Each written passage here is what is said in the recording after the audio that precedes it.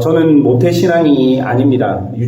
유치부 때 골목대장 형을 따라서 교회에 처음 갔고, 교회에서 주는 간식이 맛있어서 매주일 간식을 먹으러 교회에 갔었습니다. 유치부를 졸업할 때쯤 유치부에서 주는 간식이 물릴 때쯤 되어서 초등부로 올라갔습니다. 초등부는 간식보다는 달란트를 주고 그 달란트를 가지고 좋은 학용품을 받을 수 있어서 교회에 계속 있었던 것 같습니다. 제가 기억하는 것은 우리 부모님이 사주신 크레파스는 12색에서 18색깔 크레파스였습니다.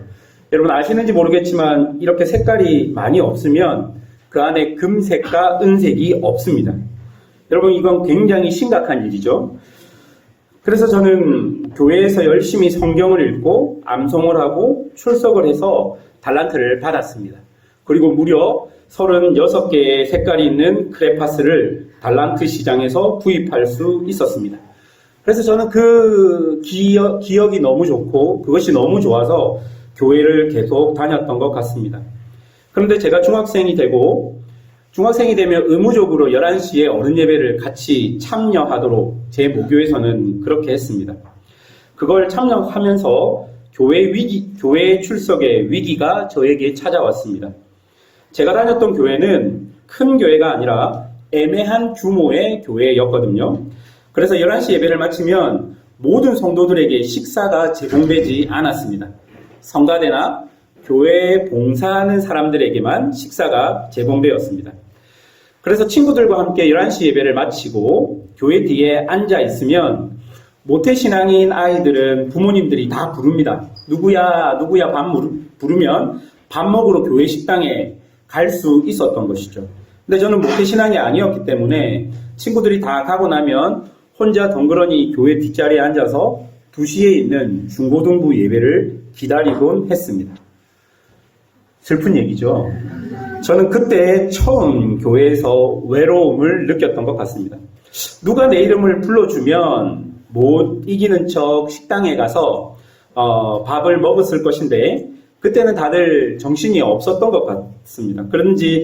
그래서인지 제 이름을 불러주는 분이 한 명도 안 계셨습니다.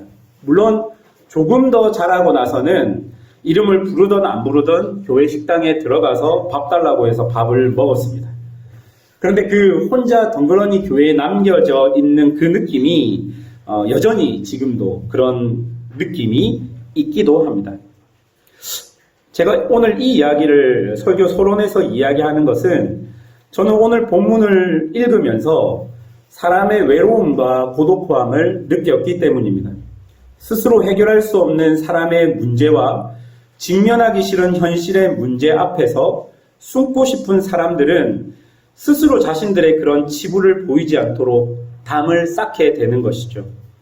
그런데 그 담 뒤에서 누군가가 자신에게 찾아와 주기를 바라고 누군가가 자신의 이름을 불러주기 원하는 그런 모습을 저는 오늘 본문을 읽으면서 사마리아 여인을 통해 보게 되었습니다. 첫 번째로 우리가 살펴볼 것은 사마리아 여인에 대해서 한번 살펴보았으면 좋겠습니다. 우리는 저번 주에 요한복음 3장을 통해서 성공한 사람인 니고데모가 예수님을 만나는 장면을 보았습니다. 그리고 오늘 바로 이어지는 4장에서는 사마리아 여자를 만나신 예수님에 대해서 나오고 있습니다. 여러분 요한복음을 기록한 요한이라는 사람이 아무런 의도 없이 이런 순서로 니고데모 이야기와 사마리아 여자의 이야기를 붙여놓은 것이 아닙니다. 여러분 한번 보십시오. 니고데모는 유대인 지도자입니다. 그리고 남자입니다. 그 사람은 지적인 사람이고 도덕적으로도 흠잡을 데가 없는 사람이었습니다. 그런 그가 한밤중에 진지한 물음을 가지고 예수님께 찾아오는 이야기가 니고데모의 이야기입니다. 그런데 반면 오늘 본문에 나온 사마리아 여자는 유대인들이 혐오하는 사마리아 사람입니다. 그리고 그 시대의 사회적인 약자인 여성입니다. 그리고 결혼을 5번이나 하고 지금 동거하는 남자도 있어서 사회적으로 눈총을 받는 사람입니다.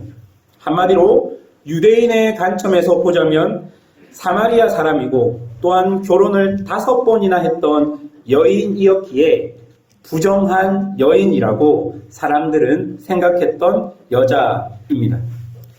역사적으로 유대인과 사마리아인 사이에는 깊고 오래된 반목의 역사가 있습니다.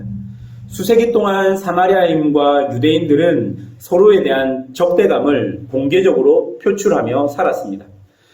여러분, 북이스라엘이 멸망할 때 아수르가 북이스라엘을 멸망시킵니다. 그런데 멸망을 시키고 난 다음에 다른 이방인들을 그 사마리아 땅에 불러들이고 사마리아 땅에 있는 북이스라엘 사람들을 또 다른 지역으로 이주를 시켜버립니다. 그렇게 북이스라엘 사람들은 자연스럽게 이방인들과 섞여 살게 되었고 인종적으로나 문화적으로나 종교적으로 혼혈인, 즉 혼합 족속이 되어버리고 말았던 것이죠. 유대인들이 이런 사마리아인들을 절대로 자기들과 같은 선택된 민족이라고 인정할 수 없었던 것입니다. 그리고 주전 400년 때쯤 사마리아 사람들은 그리심산이라는 곳에 성전을 세웁니다. 그런데 유대인들이 주전 128년쯤 돼서 군사를 일으켜서 그 그리심산에 있었던 성전을 무참히 짓밟고 파괴해 버렸습니다. 그 후로 사마리아인과 유대인들은 서로를 보면 치를 떨 정도로 싫어했던 관계가 되어 버렸던 것이죠. 특별히 유대인들은 사마리아인들을 향해서 하나님이 지옥 땔감으로 쓰려고 너희를 만들었다라고 말하면서 조롱하기도 했었습니다. 그리고 또 신실한 유대인들, 정통적인 유대인들은 사마리아인들은 쳐다보지도 말고 그리고 그 사마리아 땅은 밟지도 말아야 한다고 유대인들에게 가르치기도 했었던 것입니다. 또한 여러분, 그 시대의 문화에서 여성이라는 존재는 죄송하지만 열등한 존재였습니다. 여성들은 회당에 들어가지도 못했고 여성의 뜰이라는 곳에서 여성들만 홀로 예배 드려야만 했습니다. 사유재산권이 인정받지 못했고 법정의 증인이 될 수도 없었습니다. 물론 이혼할 권리도 여성들에게 없었습니다. 그리고 남편과 같은 아버지와 남편과 같은 보호자가 없는 가부나 이혼한 여인은 사회적인 약자였고 사회적으로는 그 어떤 대우도 받지 못했던 사람들입니다. 특별히 이혼을 한 여인, 정확하게 말해서 이혼을 당한 여인들은 사람들에게 저 여인은 무슨 문제가 있기 때문에 남편에게 버림을 받았다라는 눈총과 그런 인정을 받았어야 되는 사람들이었기 때문에 그 시대적 사회적으로 보면 오늘 본문에 나오는 이 사마리아 여자는 말 그대로 사회 속에서 살아가기가 매우 힘들었던 여성이었던 것입니다. 여러분, 사마리아라고 말하는 부정한 땅에 그리고 이혼을 5번이나 당한 부정한 여인, 이것이 오늘 본문이 우리에게 보여주는 사마리아 여성의 정의이자 모습입니다. 그리고 중요한 것은 이 사마리아 여성 스스로도 자신이 그런 형편에 있다는 것을 다 알고 있었습니다. 자신이 사마리아인이라는 사실과 그 사마리아인들 중에서도 다른 사람보다 훨씬 더 사회적으로 인정받지 못하는 형편에 놓여 있다는 것을 본인 스스로도 알고 있었던 것입니다. 그녀에게는 외로움이 있었고 고독함이 있었습니다. 그리고 그 외로움과 고독함은 영적인 목마름도 가져오게 되었던 것입니다. 스스로 사람들을 피해 살아보려고 하지만 여러분, 사람이 어떻게 혼자 살아갈 수 있겠습니까? 사람 혼자 살아갈 수 없기에 스스로 담을 쌓아 놓았지만 그 담 뒤에서 사람이 느껴야 하는 지독한 고독함과 외로움이 그 여인에게 있었던 것 같습니다. 사랑하는 여러분, 여러분은 어떻습니까? 여러분은 외롭고 고독하지 않으십니까? 주변에 사람들은 많이 있지만 말할 수 없는 것들과 괜히 그 관계들 안에서 피곤하고 힘들지는 않으십니까? 적당히 나를 위해 담을 쌓고 그 누구도 넘어올 수 없도록 만들어는 놓았지만 내가 나를 보호한다는 명목 하에 그렇게 설정해 놓았지만 여러분 정말 여러분은 외롭지 않으시고 고독하지 않으십니까? 여러분 뜨거운 정오가 되어서 물을 기르러 온 이 여인, 남편에게 버림받고 또 버림받고 그 버림받음을 감추기 위해 계속 남자들과 함께 살면서 채워지지 않는 영적인 갈급함과 목마름으로 그 영적 침체에 빠져 있는 이 여인이 사실은 우리가 가지는 우리의 모습일 수 있겠다, 그렇게 생각이 되었습니다. 두 번째로 우리가 살펴볼 것은 찾아오신 예수님에 대한 이야기입니다. 예수님은 이런 부정한 땅에 이런 부정한 여인을 찾아오게 되십니다. 여러분 4절을 보면요, 사마리아를 통과하여야 하겠는지라 라는 구절이 있습니다. 여러분 예수님은 남쪽 유대를 떠나서 이제 북쪽 갈릴리로 이렇게 여정을 가시는 길이었습니다. 유대가 남쪽이라면 갈릴리는 북쪽입니다. 그리고 그 중간에 사마리아라는 땅이 있는 것인데요. 보통 유대인들이 이동할 때는 유대에서 갈릴리로 갈 때 사마리아를 거쳐서 가지는 않습니다. 아까 이야기했듯이 이 땅은 굉장히 부정한 땅이라고 생각했기 때문에 그 옆에 요단강을 건너서 사마리아 땅을 밟지 않고 이렇게 돌아서 갈릴리로 가는 것이죠. 그것이 그 시대 유대인들이 북쪽으로 가는 방법이었습니다. 그런데 예수님은 그렇게 가지 않으시고 그냥 사마리아 땅으로 들어갔습니다. 여러분 4절을 보십시오. 예수님은 사마리아 땅을 통과했다라고 나오는데요. 그냥 빨리 가기 위해서 거쳐서 가는 게 아니라 이 4절을 원문에 맞게 번역하면 이렇습니다. 사마리아로 가야만 했다라는 의미입니다. 그냥 빨리 가기 위해서 사마리아를 거쳐서 이렇게 우회하지 않고 갔다, 그게 아니라 사마리아에 가야 될 이유와 목적이 있기 때문에 예수님은 사마리아로 들어가야만 했다라고 오늘 성경이 이야기하고 있는 것이죠.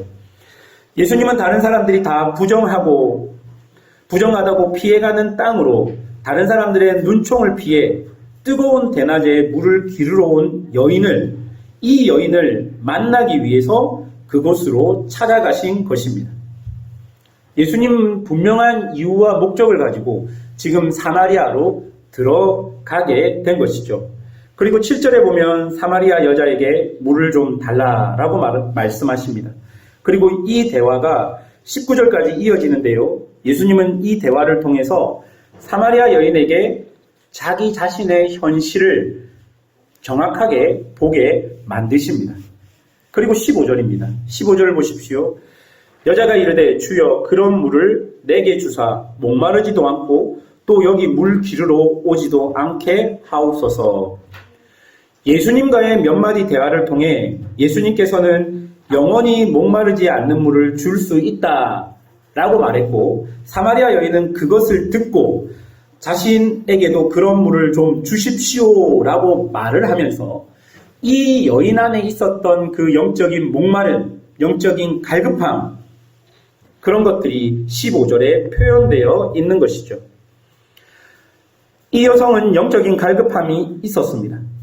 누군가 와서 지금 자신의 이런 상황을 해결해 주시던가 아니면 스스로 이 답답하고 깝깝한 상황 속에서 어떻게든 해방되고 싶다는 것이 그 여성의 간절한 소망이었던 것이죠.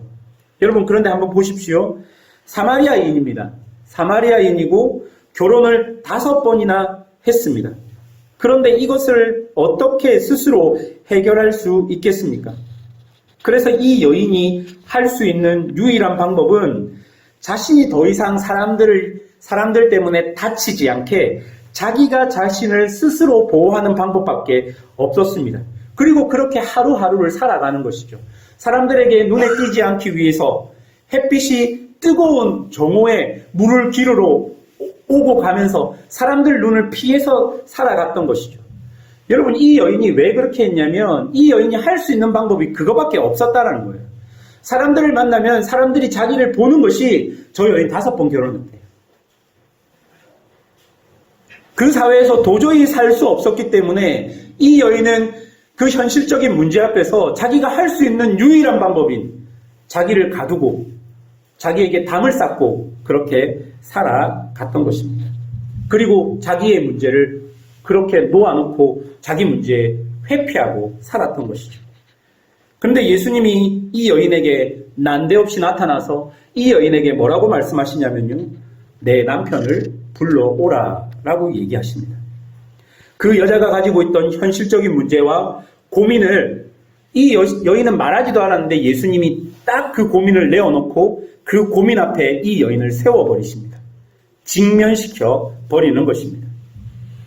여인은 17절에 자신은 남편이 없다라고 말하면서 예수님이 내어놓은 문제 앞에 직면하기보다는 회피하며 도망가기를 원했던 것이죠. 여러분, 예수님은 왜 이 여자에게 그 여자가 가지고 있는 문제를 아무도 좀 몰랐으면 좋겠다라는 그 문제, 지금 근근히 그냥 자기를 고립시켜 놓고 물을 사람들 앞에 보이지 않기 위해서 물을 떠러 그 햇빛이 쨍쨍한 그렇게 왔다 갔다 하면서 자기 스스로를 보호하면서 잘 살아가고 있는 것 같은데 왜 갑자기 예수님께서 딱 나타나셔서 야, 내 남편 불러와 라고 이야기하면서 그 문제를 직면시키실까요? 왜냐하면 이것이 바로 그 여자가 해방되고 자유롭게 되는 길이었기 때문입니다. 여러분, 예수님은요, 오늘 본문이 이야기하는 것처럼 이 여인을 부정하게 보지 않았습니다. 만약에 예수님이 이 여인을 부정하게 보았다면 예수님은 사마리아 땅을 우회해서 돌아갔을 것입니다. 그리고 예수님이 이 여인을 부정하게 보았다면 이 여인에게 물을 달라고 권하지도 않았을 것입니다. 그런데 예수님은 이 여인을 부정하게 보지 않았고 오히려 이 여인을 긍휼하게 보았던 것입니다. 여러분 한번 생각해 보십시오. 여성들에게는 이혼을 할 권한이 없었습니다. 그러면 이 여인이 5번이나 결혼을 했다는 것은 5번이나 버림을 받았다라는 뜻이 됩니다. 여러분, 그것은 이 여자의 결정과 선택이 아닙니다. 오히려 남편들에 의해서 버림을 받은 것이죠. 5번이나 버림을 받은 여인이라는 것이죠.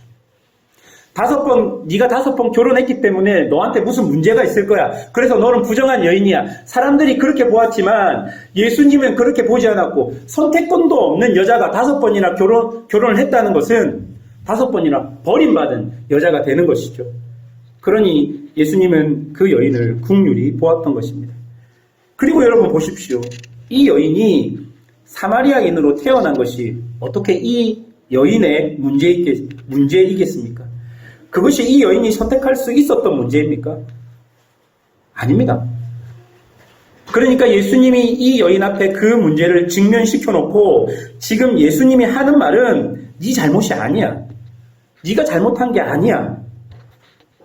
예수님은 그 여자에게 네가 가지고 있는 이 현실적인 문제를 보아라고 말씀하시면서 그 여인에게 하고 싶은 말은 괜찮아. 그건 네 문제가 아니야.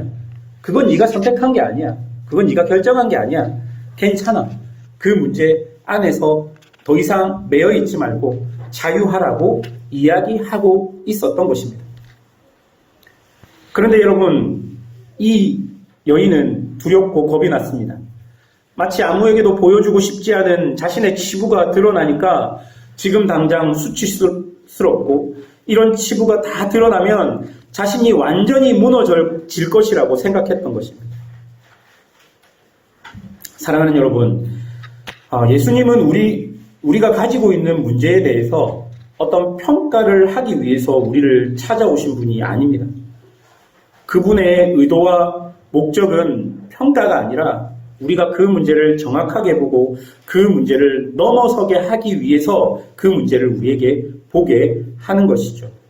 그것이 더 이상 나에게 문제가 되지 않게 하기 위해서 예수님은 찾아오신 것입니다. 그러니 여러분, 주님께서 여러분을 찾아오셔서 여러분이 가진 문제를 직면하게 하신다면 두려워하지 마시고 그 문제 앞에 주님과 함께 서서 그 문제가 나에게 더 이상 영향력을 줄 수 없도록 주님과 함께 해결해 가셔야 하는 것입니다. 혹시 지금도 여러분 안에 해결되지 않은 영적인 목마름을 가져다주는 문제들이 있습니까? 이것이 드러나면 모든 것이 끝이라고 될 정도로 겁이 나고 두렵고 꽁꽁 싸 메워놓은 문제들이 있습니까? 여러분, 예수님과 함께 그 문제들 앞에 서야 하는 것입니다. 그리고 예수님이 아니면 안 된다는 것을 인정해야 하는 것이죠. 그것이 자유와 해방으로 가는 첫 번째 길이 될 것입니다. 세 번째로 우리가 살펴볼 것은 영적인, 인격적인 만남입니다. 영적인 목마름은 예수님만을 통해서 해결될 수 있습니다. 또한 우리에게 영적인 목마름을 가져다주는 현실적 문제도 예수님만을 통해서만 해결할 수 있는 것이죠. 이제 사마리아 여인은 조금 더 직접적으로 자신의 영적인 갈급함을 채울 수 있는 방법을 예수님께 물어봅니다. 20절을 보십시오. 우리 조상은 이 산에서 예배하였는데 당신들의 말은 예배할 곳이 예루살렘에 있다 하더이다. 이에 예수님은 23절과 24절을 답변으로 사마리아 여인에게 내어놓으십니다. 23절과 24절입니다. 아버지께 참되게 예배하는 자들은 영과 진리로 예배할 때가 오나니 곧 이때라. 아버지께서는 자기에게 이렇게 예배하는 자들을 찾으시느니라. 하나님은 영이시니 예배하는 자가 영과 진리로 예배할지니라. 여러분, 참 많이 들었던 말씀입니다. 여러분, 이 말씀은 아주 중요한 말씀입니다. 왜냐하면 우리를 찾아오신 예수님과의 인격적인 만남이 이루어지는 것이 바로 예배이기 때문입니다.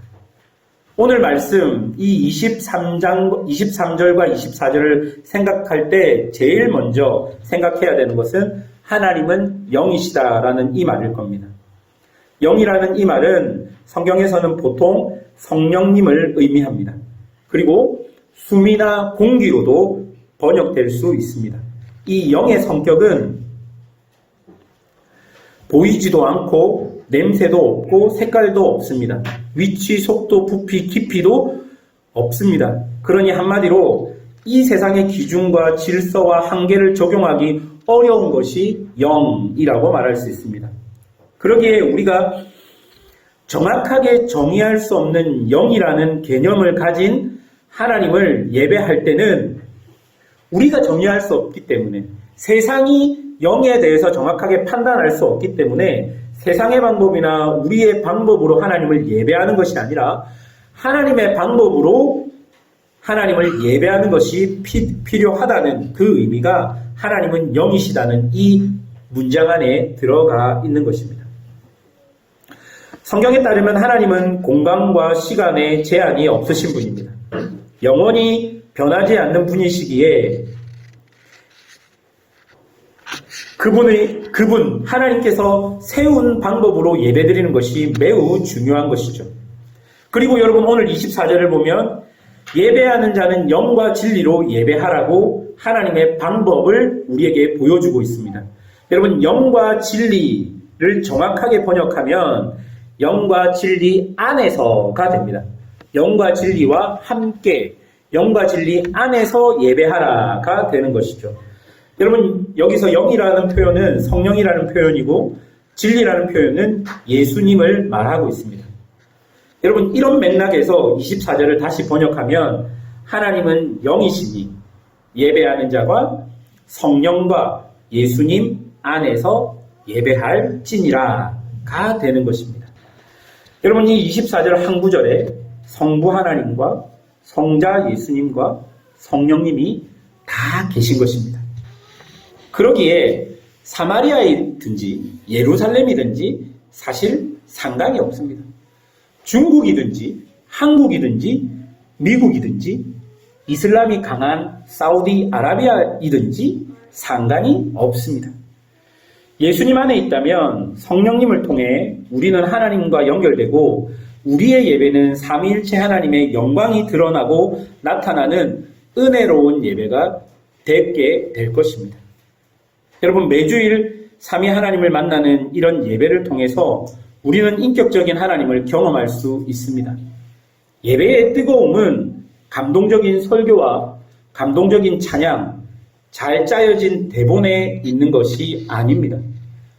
이런 노력은 분명히 필요하겠지만 제일 중요한 것은 예배의 본질 대신 이 예배를 우리에게 열어주신 예배의 주체자이신 하나님과 그 하나님께로 갈 수 있는 유일한 길인 예수님, 그리고 지금도 우리와 하나님을 연결시켜 주시는 성령님, 여러분, 그 삼위 하나님이 이 예배 가운데 있다면 그 어떤 곳에서든 우리의 예배는 하나님께 올려지는 예배가 될 것입니다.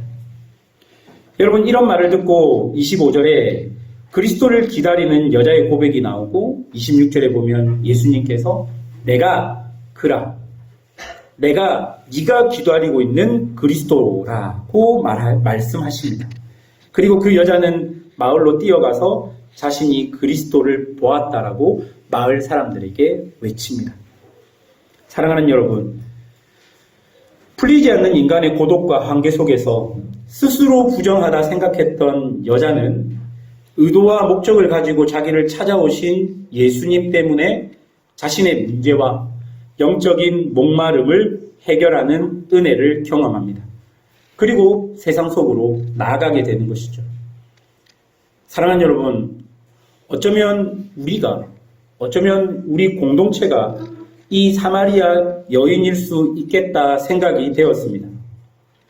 27, 8년 동안 이곳에 있다 보니까 교회 안에서, 교회 밖에서 여러 가지 소문과 문제로 교회가 지역사회와 동떨어져서 스스로 담을 쌓고 고립되어 있는 것은 아닌지요. 우리는 우리 안에서 있는 문제를 직면하기보다는 덮어놓고 외면하고 도망가는 것은 아닐까 생각해 봅니다. 이런 교회에게, 이런 성도에게, 이런 목사에게, 이런 우리에게 예수님은 마치 남편을 불러오라고 말씀하시는 것처럼 너의 문제 앞에 바로 서서 직면하라고 말씀하고 계시는 것 같습니다. 그리고 지속적인 하나님과의 인격적인 만남인 예배를 통해서 우리가 스스로 쌓아놓은 담을 헐고 세상 속으로 들어가서 하나님의 신부로 거룩한 백성으로 하나님의 은혜를 외치며 살기를 원하는 것 같았습니다. 사랑하는 여러분, 이런 주님의 부르심에 이제 우리가 답할 때가 아닌가 생각이 듭니다. 여러분, 오늘 설교를 들으면서 여러분에게 적용되는 것들이 있다면 여러분 스스로 한번 생각해 보십시오.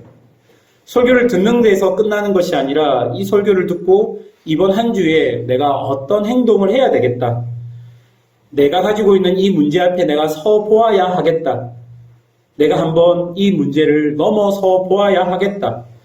내가 그리스도를 만난 사마리아 여인처럼 마을로 돌아가서 그리스도를 전했던 것처럼 내가 쌓아놓은 담을 헐고 내가 주님 앞에 한번 서 봐야 되겠다.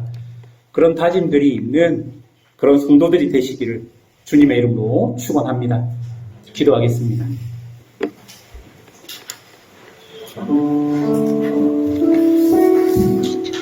우리 들었던 말씀을 다시 생각하시면서 기도하실 분들은 잠잠히 기도하시고 주보 속의 핵심 내용을 정리하실 분들은 설교를 삶으로 하는 칸에 여러분의 적용과